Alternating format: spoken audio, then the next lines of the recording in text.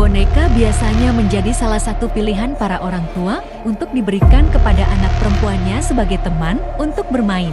Tetapi apa yang terjadi pada Afika dan adik laki-lakinya pada 10 tahun yang lalu sudah cukup untuk membuat mereka trauma membeli, apalagi sampai menyimpan boneka di rumah.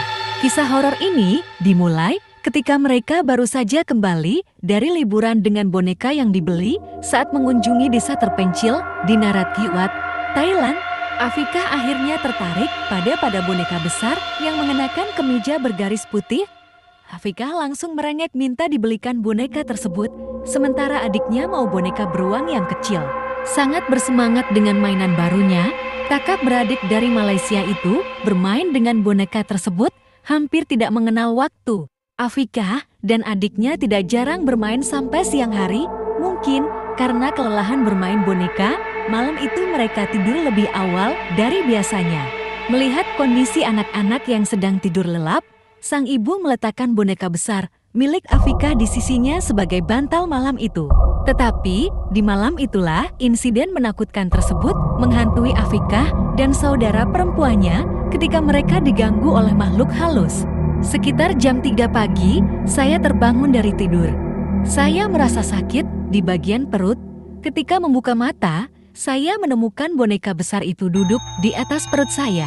Setelah menyadari saya bangun, boneka itu kemudian melambaikan tangannya dan memanggil nama saya berulang kali, "Kakak, kakak." Dengan suara seperti berbisik, kata Afika. Rasa kantuk Afika langsung lenyap karena dia kaget dan ketakutan melihat kejadian itu. Afika tidak tahu harus berbuat apa, sehingga dia membangunkan saudara perempuannya yang berbaring di sisinya. Tapi sayang, adik perempuan Afika terlalu lelap tidurnya hingga susah untuk dibangunkan. Seluruh tubuh Afika langsung lemas, apalagi waktu kecil dia tidak pandai baca ayat-ayat Al-Quran. Akhirnya, Afika hanya bisa menutupi wajahnya dengan selimut sambil membaca bismillah berulang kali karena itu adalah satu-satunya ayat yang muncul di benaknya. Entah bagaimana, Afika akhirnya bisa tertidur. Paginya, Afika kembali terkejut karena dia menemukan ada tanda di tangannya ketika bangun tidur. Saya kemudian bertanya kepada adik perempuan saya, apakah dia mendengar ketika saya bangunkan? Adik bilang, dia memang mendengar ketika saya bangunkan.